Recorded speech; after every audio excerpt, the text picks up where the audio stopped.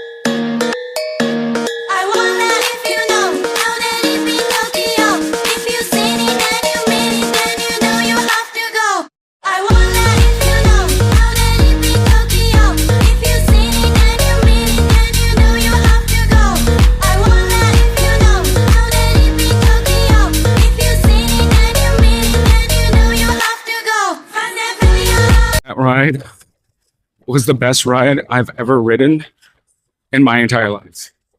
It was so good. I loved it. It's going to be my new favorite ride here for sure. Never getting on any other ride unless it's the Hollywood Drift. That's for sure. I love it. It's so awesome. If you guys get the chance, you guys should definitely try to check it out and ride it. But that's it for today's theme park agenda. I hope you guys enjoyed today's video.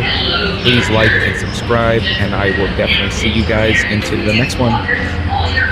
Goodbye.